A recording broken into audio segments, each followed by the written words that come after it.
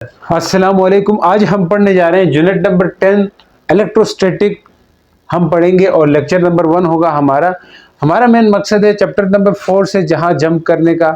यही मतलब था कि कॉलेजेस में जो पढ़ाए जा रहे थे वो चैप्टर्स आगे के चैप्टर्स थे, तो आप लोगों के डिमांड के मुताबिक हमने अब अगला लेक्चर शुरू करने वाले हैं अपने इस चैप्टर से रिलेटेड, और इससे आगे भी हम लेते चलेंगे और बैक से भी लेक्चर हम अपने देते रहेंगे, अपलोड करते रहेंगे। आप देखते जाएं, सपोर्ट करते जाएं। तो मिलते हैं जी इस लेक्चर के साथ कि सबसे पहले कि इलेक्ट्रोस्टैटिक क्या होगा, इस चीज को हम समझते हैं। इलेक्ट्रोस्टैटिक्स बेसिकली क्या होगा, नहीं क्या होगी, ठीक है जी। Branch of physics that deal with study of charges at rest, यानी कि हम स्टैटिक्स कहते हैं रेस्ट को, यानी कि कोई चीज रेस्ट में हो तो उसको स्टैटिक कहा जाता है। तो study of charges at rest, ठीक है जी, चार्जेस का स्टडी करना रेस्ट पे under the influence of electric force, तो इसको हम क्या कहते हैं, इलेक्ट्रोस्टैटिक कहते हैं। अगर बात समझो आप पहले कि जो भी चार्जेस रेस्ट में होंगे उनके पास एक फोर्स होगी, तो जो फोर्स होगी उस फोर्स को क्या नाम देते हैं, study of electric charges, electric force कहेंगे ना, study of electric charges at rest under what, under the influence of, under the influence of electric force। देखो जब चार्जेस चाहे रेस्ट में पड़े हो चाहे मोशन कर रहे हो तो तब तो इलेक्ट्रिक फोर्स होती है उनमें, ठीक है जी। तो इलेक्ट्रिक फोर्स की इन्फ्लुएंस में हो, मतलब इलेक्ट्रिक फोर्स होगी वहां पे प्रेजेंस, और साथ ही साथ चार्जेस रेस्ट में भी हो, तब उस हालत में चार्जेस के बारे में स्टडी करने को हम इलेक्ट्रोस्टैटिक कहेंगे। देखिए मोशन में जाएं चार्जेस को तब तो वो इलेक्ट्रिसिटी या मैग्नेटिज्म बन जाती है, यानी कि चार्जेस को मोशन के दौरान जब हम स्टडी करेंगे तो यहाँ पे इलेक्ट्रोस्टैटिक है, तो इसमें हम जस्ट चार्जेस को रेस्ट में रखते हुए स्टडी कर रहे हैं, ठीक है जी। तो क्या है जी इलेक्ट्रोस्टैटिक के अंदर कि सबसे पहले हम देखेंगे कि इलेक्ट्रिक फोर्स क्या होती है। यहाँ पे जो इलेक्ट्रिक फोर्स का वर्ड यूज हुआ है इसका मतलब समझे। Study of charges at rest तो हमें समझ आती है कि चार्जेस रेस्ट में पड़े हों उनको स्टडी करना। इन्फ्लुएंस ऑफ इलेक्ट्रिक फोर्स होती क्या है कि वो फोर्स जो चार्जेस को जोड़ के रखे, क्या करके रखे, चार्जेस को जोड़ के रखे। कौन से चार्जेस को, नेगेटिव और पॉजिटिव चार्जेस को जोड़ के रखे। किसको, नेगेटिव और चार्जेस को, यानी कि दूसरे चार्जेस को भी जोड़ के रख सकती है क्या, रिपेल करेंगे डिफरेंट चार्जेस जब होंगे तो हम कह सकते हैं इलेक्ट्रिक फोर्स क्या होगी। जरा इसको हम देखते हैं कि इलेक्ट्रिक फोर्स क्या है। ये होल्ड रखती है, दैट होल्ड, किस चीज को होल्ड करती है, hold positive and negative charge, positive and negative charges. Electric force जो है वो होल्ड करती है पॉजिटिव और नेगेटिव चार्जेस को, ठीक है, दैट मेक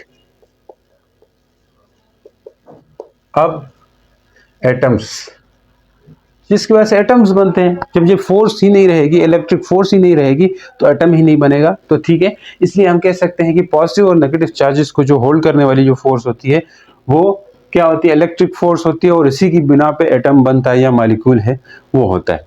तो बात करते हैं जी इलेक्ट्रिक फोर्स के अंदर ही कि चार्ज क्या होगा, बेसिकली कि चार्ज क्या होगा। देखिए जो भी मैटर है, आपको बताता चलो, जो भी मैटर है वो कंपोज्ड होता है एटम से। किससे होता है, एटम से। अब जो भी मैटर है वो एटम से मिलकर बनता है, तो जो भी एटम है, जो भी एटम रहेगा उसके पास क्या होंगे, इलेक्ट्रॉन्स होंगे, यानी कि नेगेटिव और पॉजिटिव चार्जेस होते हैं ना। नेगेटिव बोले तो इलेक्ट्रॉन्स होंगे एंड पॉजिटिव बोले तो प्रोटॉन होंगे, प्लस वाले चार्ज होंगे, यानी कि E प्लस कह सकते हैं प्रोटॉन को, सही, पॉजिटिव चार्ज है इसलिए। चार्ज सेम होता है, मैग्नीट्यूड जो है ना इनका डिफरेंट रहता है, तो इसलिए यानी कि मैग्नीट्यूड इनका बिल्कुल सेम रहता है, साइन डिफरेंट रहता है, ठीक है जी, यानी कि एक में प्लस एक में माइनस। तो बात करते हैं कि एटम जो है वो, मैटर जो है वो एटम से मिलकर बनता है, और एटम के अंदर नेगेटिव और पॉजिटिव चार्जेस दोनों रहते हैं, ठीक है। तो अब ये जो चार्ज है यही काज बनते हैं वेरियस ऑब्जेक्ट, डिफरेंट ऑब्जेक्ट के बीच में फोर्स को लाने में, यानी कि मुख्तलिफ ऑब्जेक्ट के बीच में जो फोर्स होती है, इलेक्ट्रोस्टैटिक इलेक्ट्रिक फोर्स होती है, वो इन्हीं चार्जेस की वजह से होती है। मुख्तलिफ बॉडीज के बीच में फोर्स, ऑब्जेक्ट्स के बीच में फोर्स, वो इलेक्ट्रिक फोर्स ही होती है। तो समझते हैं कि ये चार्ज होगा क्या, कि हम सिंपली चार्ज को कैसे डिफाइन करेंगे। चार्ज तो हमारे पास दो तरह के होंगे, नेगेटिव पॉजिटिव, लेकिन सिंपल चार्ज किसके इक्वल होगा, इस चीज को देखें। सिंपल जो चार्ज रहेगा बच्चों वो क्या होगा, वो आप देखते जाएं कि जो भी चार्ज हैं यहाँ पे मैं बताना चाहूँगा, अगर किसी को ये चार्ज का कंसेप्ट पता है तो वो आगे जाके टाइम स्टैम्प्स में डिस्क्रिप्शन में मैं दे दूंगा, वहां से आप आगे स्क्रॉल करेंगे तो नीचे कूलम लॉ की वो आ जाएगी कि अगर किसी ने कूलम लॉ पढ़ना है तो उधर चले जाए, अगर ने चार्ज की प्रॉपर्टी पढ़नी, स्पेसिफिक चीज पढ़नी है तो उधर भी जाके देख सकता है। तो ये आपके लिए मैं कर दूंगा, ठीक है जी। चार्ज क्या होगा? It is intrinsic property. देखिए जिस तरह मैटर है आप कहते हो इंट्रिंसिक प्रॉपर्टी है कि कोई भी बॉडी हो, कोई भी ऑब्जेक्ट हो, वो मैटर से ही कंपोज्ड होती है, एटम से ही मिलकर के बनती है। तो इसी तरह जो भी चार्ज रहेगा उसके अंदर भी इंट्रिंसिक प्रॉपर्टी हो रहेगी। क्या चीज? चार्ज भी इंट्रिंसिक प्रॉपर्टी होगी किसी भी मैटर की कहें या एलिमेंट्री पार्टिकल्स की, एक इंट्रिंसिक प्रॉपर्टी है ये। क्या है जी? इट इज अ इंट्रिंसिक मतलब विरासती, यानी कि विरासत में मिली है। जब से दुनिया बनी है तब से अल्लाह ने इनके अंदर ये प्रॉपर्टी दी है कि जो भी मैटर है उनके अंदर क्या रहेंगे? पॉजिटिव, और यानी कि जो भी मैटर होगा उसकी इंट्रिंसिक प्रॉपर्टी होगी ये चार्ज रखना उसकी विरासत में शामिल है। तो हम कह सकते हैं इट इज इंट्रिंसिक प्रॉपर्टी। क्या है जी? Intrinsic property of elementary particles. Sir elementary particle मतलब एलिमेंट्री पार्टिकल्स की इंट्रिंसिक प्रॉपर्टी है, मतलब इलेक्ट्रॉन्स एंड प्रोटॉन की इंट्रिंसिक प्रॉपर्टी है। लाइक मैस की तरह ही ये एक इंट्रिंसिक प्रॉपर्टी होती है चार्ज, ठीक है नहीं, जो जिसकी वजह से क्या हो जाता है, यानी कि डिफरेंट ऑब्जेक्ट के बीच में फोर्स की काज बनती है जी, फोर्स की वजह बनती है। तो अब बात की हमने चार्ज के ऊपर, तो चार्ज क्या है? जरा चार्ज के ऊपर बात छिड़ी है तो पूरी बात करते हैं, इस रिलेटेड कुछ प्रॉपर्टीज भी पढ़ लेते हैं। वैसे आपकी बुक में नहीं दी हुई है तो आप पढ़ लें, पूछ भी सकते हैं आपसे। बुक के हिसाब से अगर देखें तो सिंपली उन्होंने यहां से बात शुरू की है कि मैटर किससे मिलकर के बनता है, तो मैटर हम बोलेंगे एटम से मिलकर के बनता है। फिर नेक्स्ट बात छेड़ी उन्होंने इलेक्ट्रॉन्स और प्रोटॉन्स ही एटम्स के अंदर होते हैं। फिर नेक्स्ट बात वो थोड़ी बहुत चार्ज के ऊपर कर ली है। तो उसके बाद प्रॉपर्टीज इतनी उन्होंने खुल के डिस्कस नहीं किए, तो हम यहाँ पे फिर भी करेंगे इस चीज के ऊपर डिस्कस। उसके बाद जाकर के उन्होंने चार्जिंग ऑफ बॉडी के ऊपर बात की है कि बॉडीज कोई भी बॉडी हो या कोई भी ऑब्जेक्ट है वो कैसे चार्ज होता है, कैसे स्टैटिक इलेक्ट्रिसिटी बनती है। तो ये चीज़ें डिस्कस की है तो हम उनको भी डिस्कस करने वाली है। बुक की जो चीज़ें आपकी रहेंगी ही नहीं और साथ साथ कुछ एक्स्ट्रा भी चीज़ें मिल रही है तो आप उसको करते जाएं, ठीक है जी। तो बात करते हैं जी चार्ज के बारे में। तो चार्ज क्या था? चार्ज के बारे में हमने कहा कि चार्ज जो है वो एक स्केलर क्वांटिटी है। क्या है? स्केलर क्वांटिटी है। इट्स मीन कि इसकी कोई डायरेक्शन नहीं रहेगी। It is a scalar quantity. क्या कह सकते हैं जी? Scalar quantity. सिंबल इसका क्या रहता है जी? ये सिंपल सी बात है, सिंबल हम स्मॉल क्यू से या कैपिटल क्यू से रिप्रेजेंट करते हैं। नेक्स्ट बात करते हैं यूनिट ऑफ चार्ज क्या है? कूलम है। कूलम ने इसके ऊपर ज्यादा ला भी दिया है चार्ज के ऊपर, तो कूलम ने काम ज्यादा कर रखा है, तो इसलिए हम क्या कहते हैं यूनिट ऑफ चार्ज क्या है? कूलम है। ये रहता है ना कि जो साइंटिस्ट ज्यादा कुछ तगड़ा काम करे तो कोई यूनिट उसके नाम कर देते हैं, ठीक है जी, उसको ट्रिब्यूट देने के लिए। तो यूनिट ऑफ चार्ज क्या रहेगी? कूलम रहेगी। अब ये बात चली, तो जो पॉजिटिव चार्ज होता है, यानी कि जो पॉजिटिव चार्ज है उसको हम इलेक्ट्रॉन कहते हैं। नेगेटिव चार्ज जो है उसको क्या कहते हैं? क्या बोल देते हो सर? आराम से बोलिए, ठहर के बोले, ठीक है जी। नेगेटिव चार्ज जो है वो क्या है? नेगेटिव चार्ज इलेक्ट्रॉन होता है जिसको ई माइनस से बोलते हैं, लिखते हैं। जो पॉजिटिव चार्ज है वो क्या है जी? वो हमने पहले भी बात की है, ई प्लस से लिख देते हैं, ठीक। अब ये जो चार्ज है, यानी कि इलेक्ट्रॉन और प्रोटॉन का जो चार्ज है वो मैग्नीट्यूड के लिहाज से क्या है? इक्वल है। मैग्नीट्यूड के लिहाज से इक्वल है, यानी कि हम कह सकते हैं मैग्नीट्यूड ऑफ क्या क्या? मैग्नीट्यूड ऑफ क्या क्या? Magnitude of charge on electron e minus लिखेंगे and proton e plus, proton को ई प्लस से लिख सकते हैं, आर इक्वल, वो इक्वल रहते हैं। अब बात कर सकते हैं जब वन इलेक्ट्रॉन जो चार्ज है वो किसके बराबर होता है जी? 1.6 इंटू 10 की पावर माइनस 19 कूलम, यानी कि एक इलेक्ट्रॉन में इतना मैग्नीट्यूड के हिसाब से इतना चार्ज होता है। एक इलेक्ट्रॉन में इतना है तो आपकी जानकारी के लिए बता दूं कि एक इलेक्ट्रॉन में इतने कूलम चार्ज होता है। तो अब ये बात भी सुन ले कि एक कूलम खुद कितना चार्ज होगा, कि हम चार्ज को ही पढ़ रहे हैं तो यूनिट ऑफ चार्ज भी कूलम है। तो एक कूलम चार्ज कितना बड़ा चार्ज हो सकता है, या उसमें कितने कुछ इलेक्ट्रॉन्स हो सकते हैं। हम यहाँ दो बातें कर रहे हैं कि कूलम कूलम भी कर रहे हैं, इलेक्ट्रॉन प्रोटॉन भी कर रहे हैं। सर कूलम इलेक्ट्रॉन का क्या ताल्लुक है, वो यहीं से आपको बात निकल करके सामने आएगी। वैसे देखें तो चार्ज की यूनिट कूलम है, लेकिन चार्ज की यूनिट इलेक्ट्रॉन या प्रोटॉन में से कोई होनी चाहिए। ऐसा नहीं है कि चार्ज जो है, इलेक्ट्रॉन्स जो है या प्रोटॉन्स जो है, इलेक्ट्रॉन्स ही मिल करके आपके पास क्या बनते हैं, कूलम बना देते हैं। कि कितने इलेक्ट्रॉन्स मिलकर कूलम बना देंगे, तो बेसिकली बहुत सारे इलेक्ट्रॉन्स मिल करके ही आपके पास कूलम बना सकते हैं, या प्रोटॉन्स मिल करके ही क्या बना सकते हैं, कूलम चार्ज बना सकते हैं। तो हम यहीं से आप निकालते हो कि कितने, एक कूलम चार्ज में कितने कुछ इलेक्ट्रॉन आ जाएंगे। तो कूलम के अंदर बेसिकली इलेक्ट्रॉन्स ही होते हैं। ऐसा नहीं है कि कूलम एक अलग से एक अलग तरह का चार्ज है, ऐसा मत समझे। जिस तरह इलेक्ट्रॉन प्रोटॉन है, इसी से इनके अलावा कोई अलग चार्ज जब इसको समझने लगेंगे तो तब कंफ्यूजन होगी। लेकिन अलग चार्ज नहीं है, बल्कि कूलम के अंदर ही इलेक्ट्रॉन्स या प्रोटॉन्स हो सकते हैं। अब देख लें, हो सकते नहीं बल्कि होते हैं, समझ आई। तो क्या करोगे जी, इस चीज को डिवाइड कर दीजिए इस तरफ, 1 इलेक्ट्रॉन, किस चीज को, इस वैल्यू को 1.6 इंटू 10 की पावर 19 को मल्टीप्लाई डिवाइड कर दीजिए। डिवाइड होगा, इधर एक कूलम बचेगा। जब आप इसको ऊपर लेके जाएंगे, इन सबको हल करेंगे, इन दोनों को डिवाइड करेंगे, तो ये 0 पॉइंट क्या रहेगा 625 मल्टीप्लाई 10 की पावर, ये माइनस है तो ऊपर जाके क्या रहेगा, प्लस हो जाएगा, और 1 कूलम, यानी कि इतने इलेक्ट्रॉन्स होते हैं। अगर सही समझना है तो इसको आगे लें, तो 6.25 इंटू 10 की पावर एक घट जाएगा, क्योंकि पॉइंट आगे लाए तो 18 इलेक्ट्रॉन, यानी कि इतने कूलम क्या रह सकते हैं, एक कूलम के अंदर इतने इलेक्ट्रॉन्स हो सकते हैं। तो आप समझ रहे हैं कि कितने ज़्यादा तादाद में इलेक्ट्रॉन्स होते हैं एक कूलम के अंदर, बहुत ही ज़्यादा इलेक्ट्रॉन्स पाए जाते हैं। तो बात समझ गए होंगे आप। तो अब बात करते हैं जी कुछ और बातें, कि चार्ज जो है वो हमेशा किस फॉर्म में होता है, क्वांटाइज फॉर्म में होता है। किस फॉर्म में होता है, क्वांटाइज फॉर्म में होता है। सिर्फ तो समझ तो जाएंगे, बात करने की आदत नहीं। क्या कह रहा हूं मैं, चार्ज इज क्वांटाइज, हम क्या कह सकते हैं, चार्ज इज क्वांटाइज। क्वांटाइज मतलब, क्वांटाइज उस चीज को कहते हैं कि जो भी चीज फिक्स अमाउंट में मिले तो उसको क्वांटाइज कहते हैं। चार्ज हमेशा क्वांटाइज में होता है, दैट्स मीन, यानी कि चार्ज Q जो है वो हमेशा प्लस माइनस NE के इक्वल होता है। क्वांटाइज का मैं बताऊं, anything which available in fix amount, उसको क्वांटाइज कहते हैं। Anything which available in fix amount, जो फिक्स अमाउंट में हो उसे हम क्या कहते हैं जी, क्वांटाइज कहते हैं। जैसे फिक्स अमाउंट में आपको रोटी मिलती है, अगर जाके रोटी लाने लगे तो आपको आधी रोटी कोई नहीं बेच रहा होता है, पूरी रोटी बेच रहा होता है, वो फिक्स अमाउंट में बेच रहा होता है। इसी तरह कोई भी चीज़, पेन लेते हो, कोई चीज़ लेने जाते हो, तो आपको फिक्स अमाउंट में जो मिल रही होती है उसे हम कहते हैं क्वांटाइज है।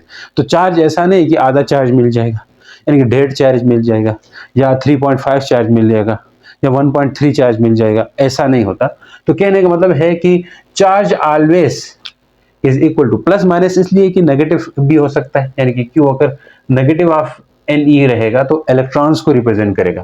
किस चीज को, इलेक्ट्रॉन्स को। क्यों अगर प्लस ऑफ Ne रहेगा तो ये प्रोटॉन्स को रिप्रेजेंट करेगा। किसको रिप्रेजेंट करेगा, प्रोटॉन्स को रिप्रेजेंट करेगा। इसका मतलब क्या है कि charge in any body, charge किसी भी बॉडी में हमेशा इक्वल होता है। इसको n को इंटीग्रल कहा जाता है। अगर आपने मैथ नहीं पढ़ते तो थोड़ी सी मुश्किल आ जाएगी इस बात को समझने के लिए। मुश्किल खैर नहीं है कि n क्या है, आपके पास कोई भी न्यूमेरिकल वैल्यू हो सकती है, यानी कि 1 2 3, यानी कि कोई भी आपके पास नेचुरल नंबर हो सकता है, ठीक है जी। तो या 0 1 2 कोई भी होल नंबर कह सकते हैं। इंटीग्रल मल्टीपल ऑफ इलेक्ट्रॉन होता है, क्योंकि हम लिख सकते हैं Q equal to plus minus Ne। This means what, this means, इसका मतलब क्या है, इसका मतलब है this means that charge in any body, किसी भी बॉडी में जो चार्ज है वो किसकी इक्वल होती है, बॉडी इज क्या, integral multiple of, integral multiple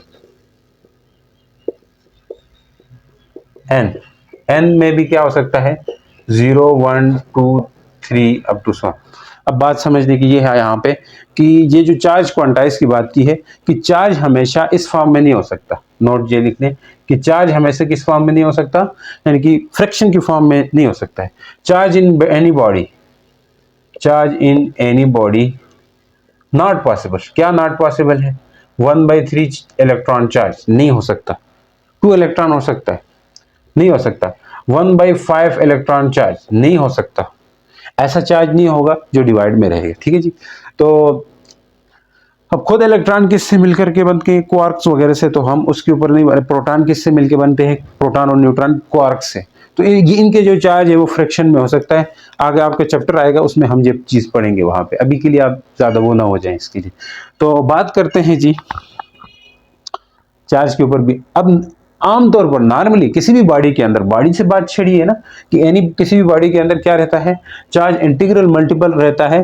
तो हम बात करते हैं नॉर्मली किसी भी बॉडी के अंदर जो चार्ज रहता है वो जीरो होता है। अगर कोई न्यूट्रल बॉडी है, ये मार्कर ले लो, डस्टर ले लो, इनमें जो नॉर्मल हालत में इनमें जो चार्जेस होते हैं वो क्या रहते हैं? जीरो होते हैं। तो किसी भी बॉडी में नेगेटिव चार्ज आएगा तो इसका मतलब क्या है, या पॉजिटिव चार्ज हो इसका मतलब क्या है, इस चीज को समझते हैं। और इसी से ही हमें जरूरत पड़ती है चार्जिंग ऑफ बॉडी। अब आपके बुक वाली चीज देखते हैं, बुक वाले ने क्या क्या है। ऐसी बातें तो खैर नहीं बतलाई उन्होंने।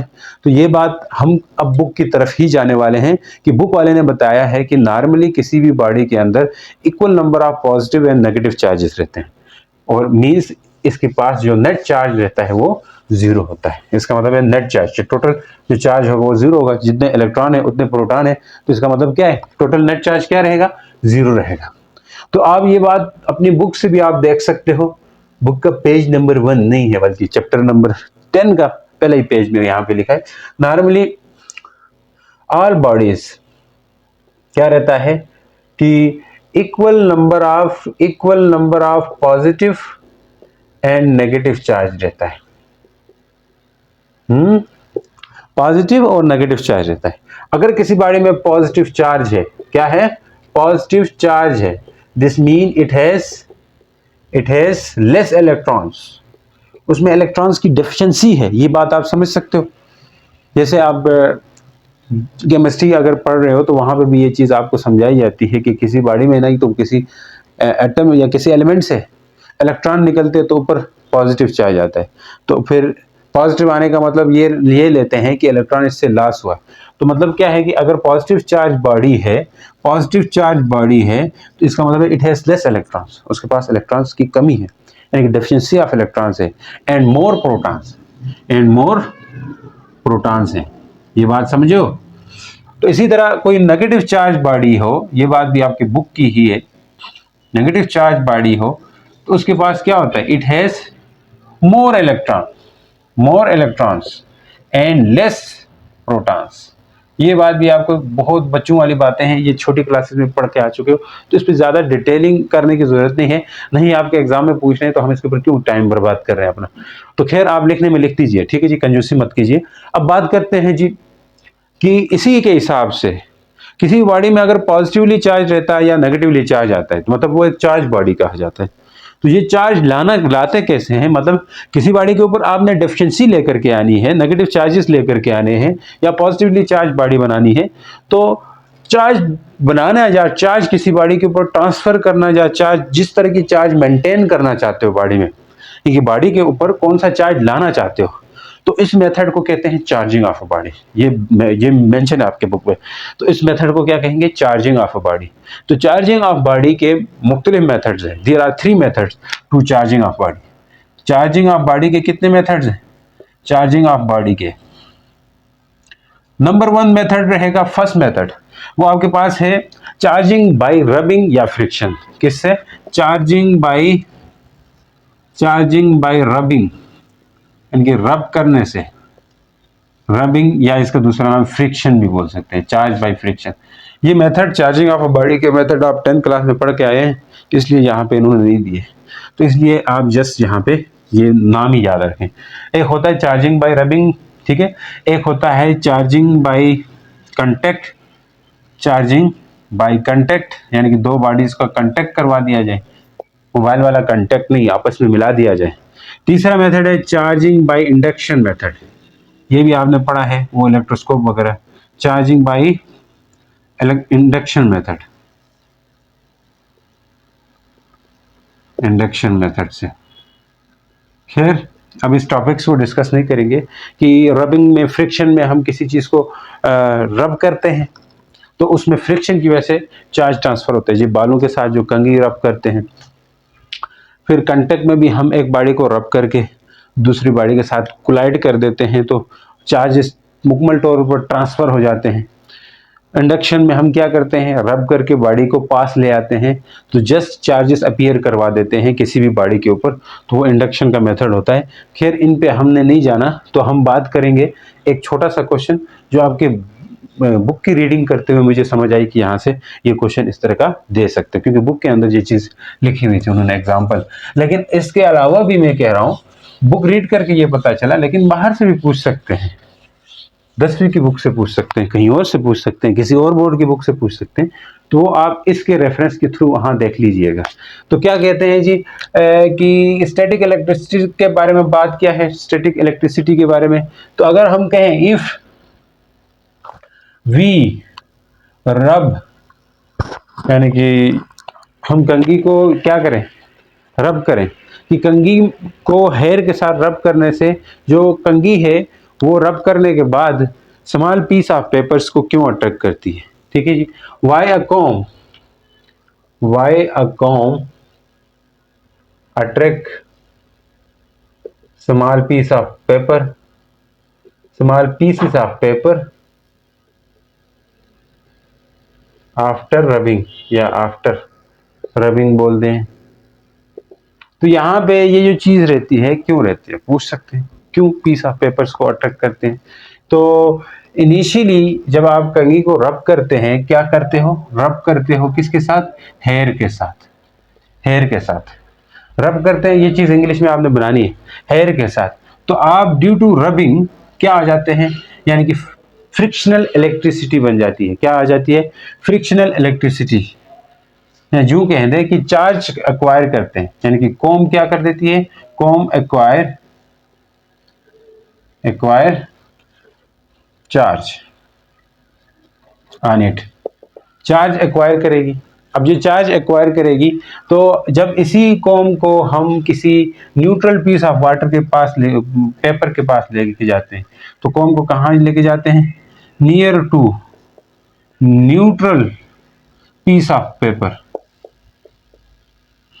पीसेस ऑफ पेपर, जो पेपर के पीसेस हैं वो न्यूट्रल हैं, तो इनके पास यानी कि रबिंग के बाद हेयर्स के साथ चार्ज यानी कि एक्वायर चार्ज करते हैं, खासतौर पर नेगेटिव चार्ज एक्वायर कर देते हैं। कौन से चार्ज, नेगेटिव चार्ज एक्वायर कर देते हैं। अब जो नेगेटिव चार्ज आ गया तो near to the neutral piece of paper लेके जाएंगे, किस चीज को, कंघी को पेपर के पीस के पास लेके जाएंगे। अब कंघी के जो पॉजिटिव चार्जेस हैं वो किधर आएंगे, नियर टू द कॉम आएंगे, कॉम के करीब आ जाएंगे। ये कंघी लो जी बनाओ, सही है, ये आप पढ़ के आ चुके हैं ऐसे टॉपिक। ये कोई कंघी है, अब इसमें नेगेटिव चार्ज का भरमार है बहुत सारे। अब न्यूट्रल पीसेस हैं तो इसके ये पॉजिटिवली चार्ज हैं पेजेस के, पीसेस के, वो पास आएंगे, नेगेटिव दूर चले जाएंगे, यानी कि अपोजिट चार्ज आएंगे। कंघी में नेगेटिव चार्ज है तो कंघी के नेगेटिव चार्ज पेपर के पॉजिटिवली चार्ज प्रोटॉन को या पॉजिटिवली चार्जेस को अट्रैक्ट करेंगे। तो हम कह सकते हैं नेगेटिव चार्ज, यानी कि नेगेटिव चार्जेस ऑफ वो है कंघी है, negative charges of what, com क्या कर जाएगा, अट्रैक्ट कर देगा किस चीज को, attract the positive charge of a com, positive charges of com, सही है सर। एज ए रिजल्ट ये अट्रैक्ट करते हैं, ये बात आप लिख देना, वहीं पे बुक पे भी लिखी हुई है ये चीज, तो वहीं से बड़ी उठा लेना। तो उम्मीद करता हूं समझ आई। अब बात करते हैं नेक्स्ट कूलम लॉ के ऊपर। किस चीज के ऊपर बात करने जा रहे हैं, कूलम लॉ, कूलम लॉ। अच्छा जी,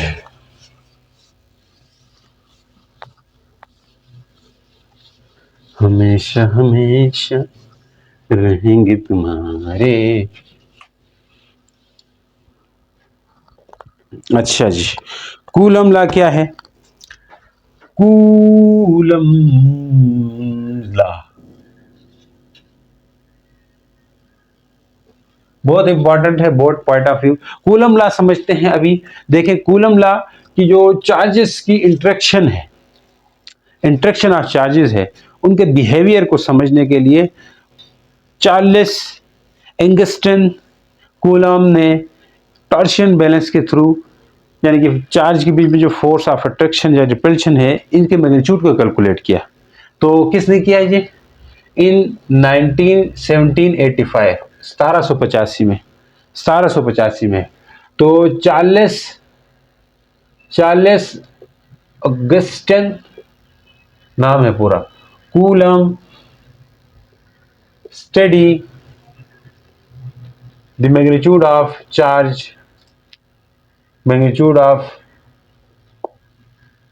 electric force, magnitude of electric force between charges by किससे? टॉर्शन बैलेंस से। जिस डिवाइस के थ्रू इसने ये चीज की थी कैलकुलेट, वो टॉर्शन बैलेंस उस डिवाइस का नाम था। ये पूछ सकते हैं किस डिवाइस से किया था, किस इंस्ट्रूमेंट से किया था। जैसे magnitude of electric force between charges के बारे में बताया था, या interaction of force between two charges, यानी कि इंट्रैक्शन फोर्स ही का हम कह सकते हैं। तो अब बात करते हैं कूलम ने क्या कहा था एक्चुअल में। उसने ये कहा था कि अगर दो चार्जेस रहें कहीं पे, एक Q1 है, एक Q2 है, इन दोनों चार्जेस के बीच में जो फोर्स है वो उतनी ही ज्यादा होगी, यानी कि इन दोनों चार्जेस के बीच में फोर्स या तो अट्रैक्टिव हो सकती है या तो रिपल्सिव हो सकती है। अगर नेगेटिव चार्जेस रहें, अगर सेम चार्जेस रहें, या आपको पता है same charges always ripple, same charges repel करते हैं, सेम चार्जेस रिपेल करते हैं, तो सेम चार्जेस होंगे तो फोर्स क्या होगी? रिपल्सिव फोर्स होगी। क्या होगी? रिपल्सिव होगी। अगर डिफरेंट चार्जेस रहेंगे, एक माइनस एक प्लस, तो तब फोर्स कौन सी रहेगी? अट्रैक्टिव रहेगी। तो इन्होंने बात कुछ इस तरह की थी कि जिन दोनों चार्जेस के बीच में अट्रैक्टिव या रिपल्सिव फोर्स का जो मैग्नीट्यूड रहेगा, मतलब कितनी अट्रैक्टिव फोर्स है, कितनी ज्यादा अट्रैक्टिव फोर्स है या कितनी ज्यादा रिपल्सिव फोर्स है, इसका जो मैग्नीट्यूड होगा वो डिपेंड करेगा इन दोनों के प्रोडक्ट के मैग्नीट्यूड के, यानी कि इन दोनों के प्रोडक्ट के डिपेंड करेगा। डायरेक्टली प्रोपोर्शनल रहेगा, डायरेक्टली प्रोपोर्शनल होगा इन दोनों चार्जेस के प्रोडक्ट के। मतलब क्या है? मान ले Q1 आपने लिया 2 कूलम, मान ले Q2 लिया आपने 3 कूलम, इनका प्रोडक्ट क्या मिलने वाला है? 2 3 मल्टीप्लाई करोगे तो लगभग 6 आ गया, प्रोडक्ट 6 आ रहा है। मान ले Q1 आपके पास 5 कूलम है, मान ले Q2 आपके पास 6 कूलम है, अब कितना मिलने वाला है? 5 6 से 30। तो मतलब मगर प्रोडक्ट ज्यादा आ रहा है, जितना ज्यादा प्रोडक्ट होगा तो इट्स मीन कि ये सेकंड वाला जो केस है, इन दोनों चार्जेस के बीच में ज्यादा फोर्स लगेगी ऊपर वाले के केस में। इस बात को ऐसे समझो, डायरेक्टली प्रोपोर्शनल। मान ले आप घर से जो पॉकेट मनी लेते हो, तो आपने सोचा कि जितना पॉकेट मनी मैं लूंगा घर से, उस पॉकेट मनी का मैं हाफ जो है वो सेव कर लूंगा अपने पास, ऐसा सोचते हो। तो आपको मान ले फर्स्ट मंथ में पॉकेट मनी 1000 मिलती है, तो उस 1000 में से ज्यादा मिले, ऐसा नहीं कि कम मिले, ठीक है जी, ज्यादा भी मिल सकती है किसी किसी को। 1000 मिली तो 1000 का हाफ यानी कि 500 आप सेव करने जा रहे हो। किसी मंथ में 2000 मिली तो 2000 का हाफ आप 1000 सेव करने वाले हो। किसी मंथ में आपको 3000 मिली, 3000 का हाफ 1500 सेव करने वाले हो। 4000 मिली, 4000 का हाफ 2000 आप सेव करने वाले हो। तो इसका मतलब है यूं आपकी पॉकेट मनी का मतलब लेवल अप होता है, तो आपकी जो सेविंग है वो भी बढ़ती है। सेविंग मतलब सेविंग का जो रेशियो है वो भी बढ़ जाती है, सेविंग भी बढ़ जा रही है। तो इसका मतलब है कि सेविंग जो है वो डायरेक्टली प्रोपोर्शनल है पॉकेट मनी से। समझ आई? तो इसी तरह यहां पे क्या हो रहा है, ये इन दोनों के बीच में जो फोर्स, कौन सी फोर्स, रिपल्सिव या अट्रैक्टिव फोर्स का मैग्नीट्यूड, वो डिपेंड करेगा इन दोनों के प्रोडक्ट पे। यही कहा था कूलम ने, इस उनकी भी वर्डिंग यही थी, कहने का मतलब ही यही था। तो क्या कह रहा है कि दिस लॉ स्टेट्स दैट, हम इसकी स्टेटमेंट करेंगे, क्या कहता है? दिस लॉ स्टेट्स दैट, क्या करता है? This law states that the force of attraction attraction तब होगी जब डिफरेंट चार्जेस होंगे, और रिपल्शन, फोर्स ऑफ अट्रैक्शन या repulsion between two stationary charge, मैं बार बार बोल रहा हूं बिटवीन टू स्टेशनरी चार्ज, ये जो चार्जेस होंगे ये स्टेशनरी होने चाहिए। स्टेशनरी चार्जेस मतलब ऐसे चार्जेस होंगे जो कि रेस्ट में हो, कि दो स्टेशनरी चार्जेस के बीच में जो फोर्स ऑफ अट्रैक्शन है या फोर्स ऑफ रिपल्जन है ये डायरेक्टली प्रोपोर्शनल होगी।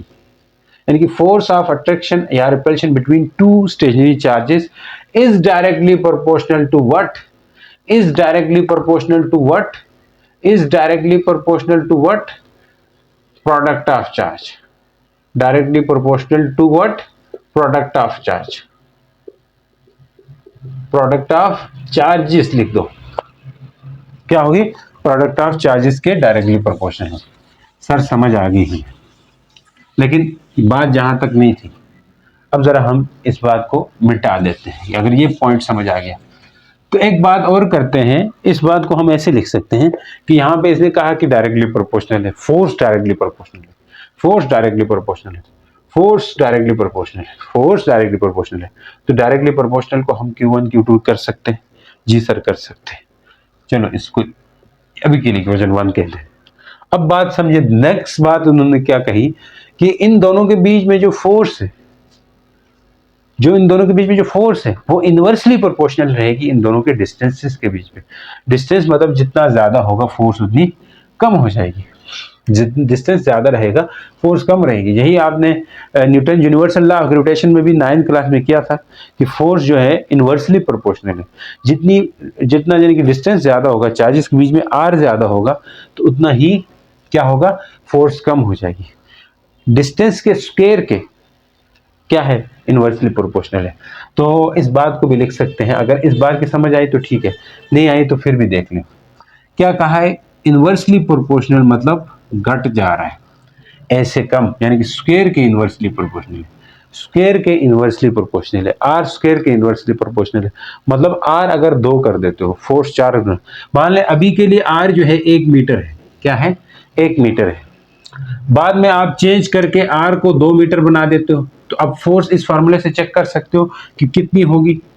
तो 1/2 का स्क्वायर करोगे, आर की जगह 2 लिख सकते हो, तो 2 मतलब 2 का स्क्वायर 4 आता है। इसका मतलब है 4 टाइम कम हो जाएगी, 4 टाइम कम हो जाएगी। आप 3 कर दो, 3 का स्क्वायर 9 हो जाएगा, 9 टाइम कम हो जाएगी। आप 4 कर दो, 16 टाइम कम हो जाएगी। यानी कि फोर्स जो है डिस्टेंस के स्क्वायर के इनवर्सली प्रोपोर्शनल है। मतलब डिस्टेंस आप 2 गुना बढ़ाते हैं तो 4 4 गुना कम हो रही है, डिस्टेंस आप कितना गुना, 3 गुना करते तो 9 गुना कम हो रही है। इनवर्स स्क्वायर लॉ है कहते हैं इसको। इस चीज को हम जरा आगे जाके थोड़ा और डिस्कस करने वाले हैं इनवर्स स्क्वायर लॉ के ऊपर। तो खैर अभी के लिए ये सीखो आप कि फोर्स जो है चार्जेस के बीच में वो डिस्टेंस के इनवर्सली प्रोपोर्शनल है। जब डिवाइड में रहता है तो इसको इनवर्सली प्रोपोर्शनल रखते हैं। And inversely proportional to what, square of distance between them।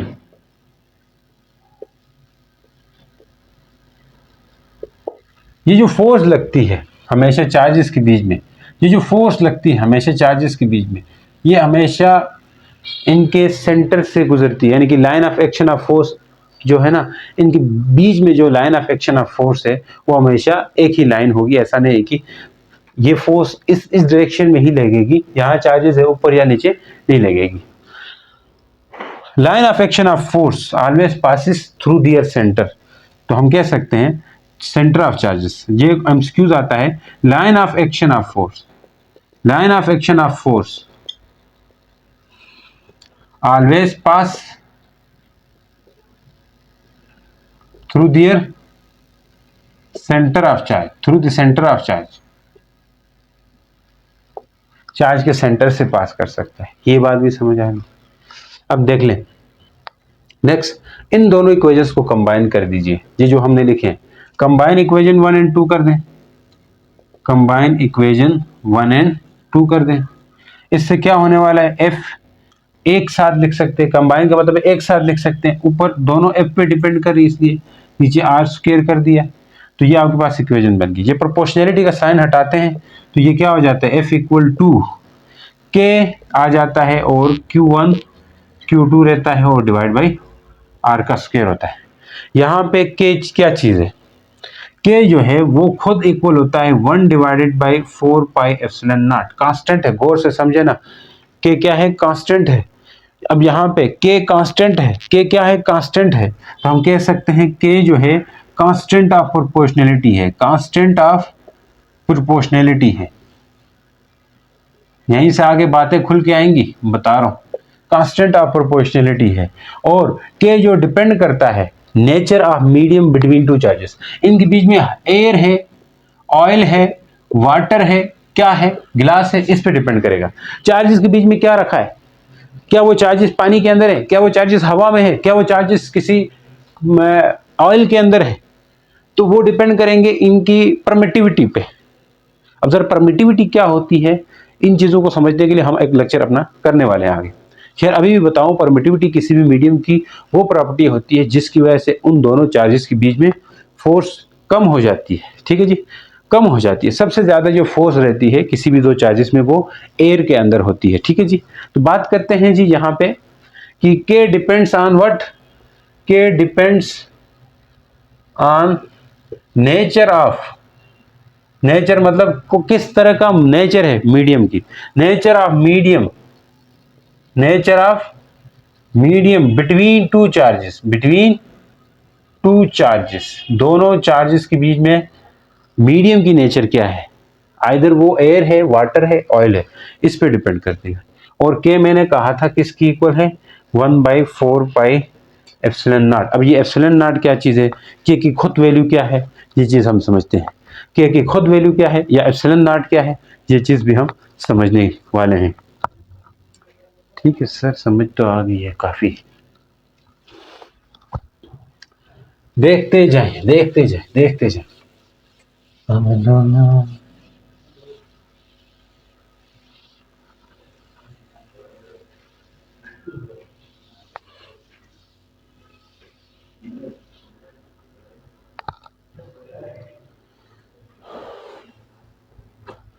हाँ, यहाँ पे के की वैल्यू थी 1/4 पाई एप्सिलॉन नॉट। ये सब कुछ अगर न्यूमेरिक वैल्यू देखना चाहते हैं वो होती है 9 × 10 की पावर क्या, 9।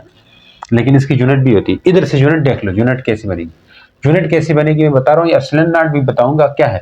अब देखें एफ किसके इक्वल था, के Q2/R², इसकी यूनिट भी लगानी होती है यहाँ पे। अब यहाँ से के को अलग करो तो एफ के साथ आर आके क्या होगा, मल्टीप्लाई Q1 Q2 रहेंगे, इधर के Q1 Q2 रहेंगे, Q1 Q2 को इधर डिवाइड कर सकते हैं तो ये क्या होगा, FR² Q1 Q2 equal to के। अब यहीं से आप निकाल दो क्या, F की वैल्यू, यानी कि F के लिए फोर्स की यूनिट क्या है, वैल्यू दोनों निकालो। F के लिए F यूनिट किसकी है, न्यूटन है, तो N लिख देंगे। R डिस्टेंस होता है चार्जेस के बीच में तो ये मीटर होगा, लेकिन R का स्क्वायर है तो मीटर का स्क्वायर होगा। नीचे के Q चार्ज है, कूलम है, इसके लिए भी कूलम है, तो इसकी जो यूनिट है वो बनती है newton metre divide by coulomb square equal to K, या न्यूटन मीटर स्क्वायर कूलम -2 लिख सकते हैं ना ऊपर लाके, तो इसकी यूनिट ये बन जाती है।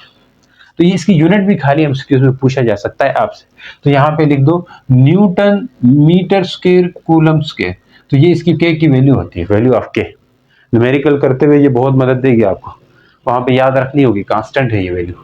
अब यहाँ पे एप्सिलॉन नॉट क्या है, एप्सिलॉन नॉट है permittivity, permittivity of free space, permittivity of free space, देखिए फ्री स्पेस की परमिटिविटी है।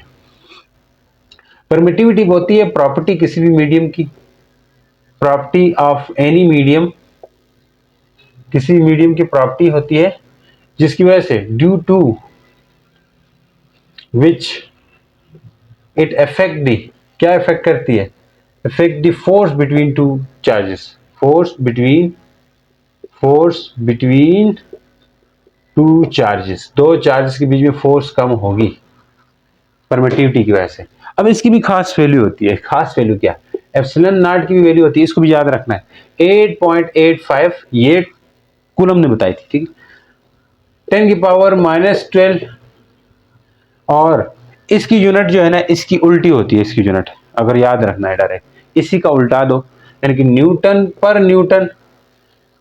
मीटर स्क्वायर, पर मीटर स्क्वायर नहीं, ये प्लस हो जाएगा क्योंकि यहाँ उसमें था, यहाँ प्लस में था तो ये माइनस हो जाएगा। ठीक है जी, ये न्यूटन भी प्लस में है तो माइनस हो जाएगा, ये भी माइनस हो गया, के माइनस में है तो ये प्लस हो जाएगा। इस तरह उल्टी यूनिट बनती है इसकी। अगर निकाल भी सकते हो आप, निकालना चाहें तो। कहाँ से निकालेंगे ये भी देख दो, कहाँ से निकालेंगे इसकी ये यूनिट कैसे निकलेगी।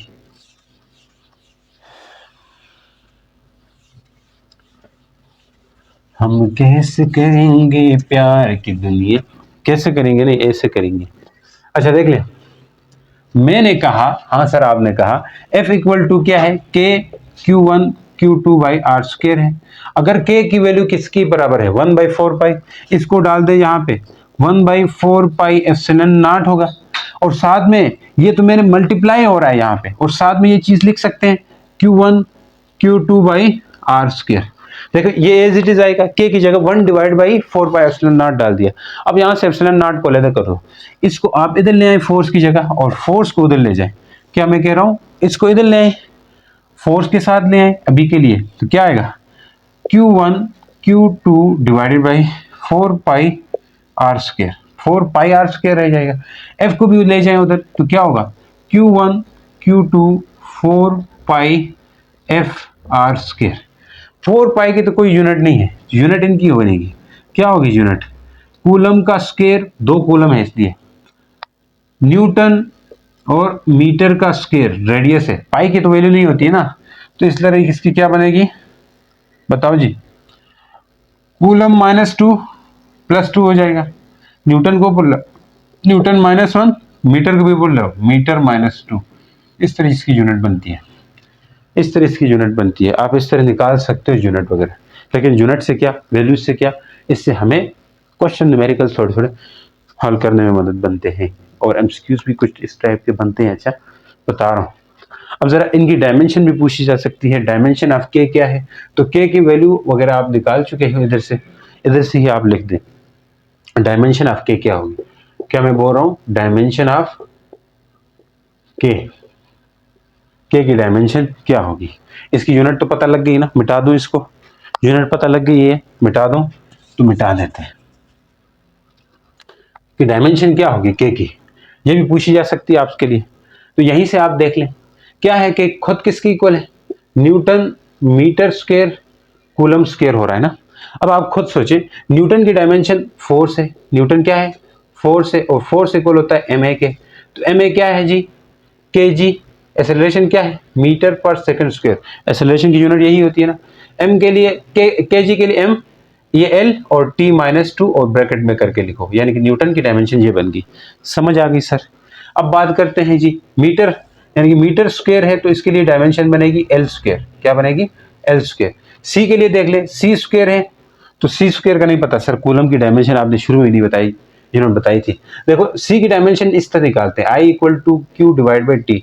कैसे, क्योंकि सी खुद बेस यूनिट नहीं है इसलिए, तो करंट की इक्वेशन से निकालेंगे Q बाई टी, टी को इधर भेज दें, I T equal to Q, I की unit ampere base unit, time की यूनिट सेकंड है लेकिन हम टी लिखते हैं सेकंड के लिए, तो ये Q की डायमेंशन आ जाएगी, यानी कि ए टी लिख सकते हैं, क्या लिख सकते हैं ए टी, यानी कि कूलम के लिए ए टी लिख सकते हैं।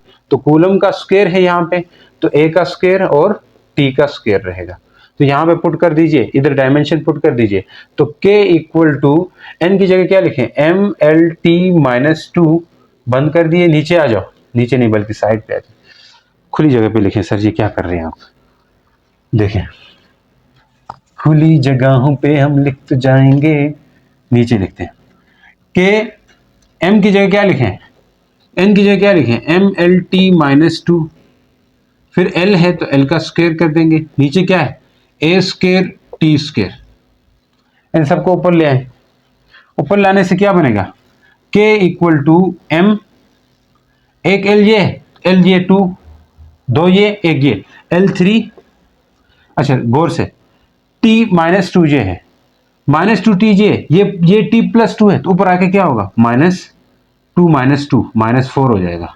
-2 रहेगा, -2 को क्या लिख सकते हैं, -4। ए ऊपर आके क्या होगा, a -2 हो जाएगा।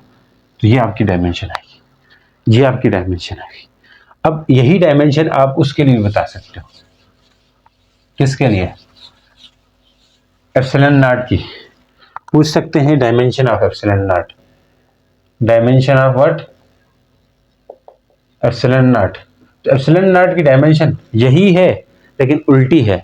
m प्लस में है तो m -1 होगा, l क्यूब में है, l क्यूब में है तो -3 हो जाएगा, और t माइनस में है तो t +4 हो जाएगा, a माइनस में है तो a +2 हो जाएगा। इस तरह ये डायमेंशन बनती है।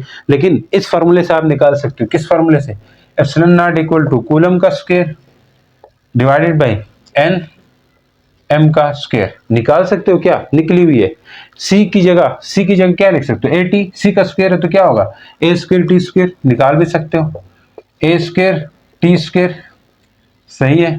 n की जगह क्या लिख सकते हो, mlt -2, mlt-2, और m की जगह क्या लिख सकते हो, l स्क्वायर। इनको जरा अरेंज कर दो, वही बन जाएगी। तो इस तरह आपके पास डायमेंशन आ सकती है।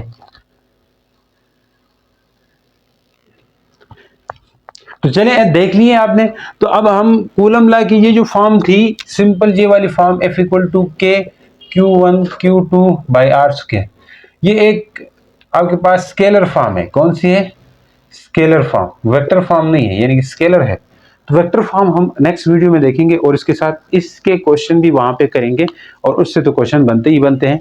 तो क्वेश्चन हम अपनी अगली वीडियो में देंगे, तो इसमें आपका रिस्पांस देखेंगे कैसा है। तो मिलते हैं जी नेक्स्ट वीडियो के साथ, तब तक के लिए गुड बाय, अल्लाह हाफिज।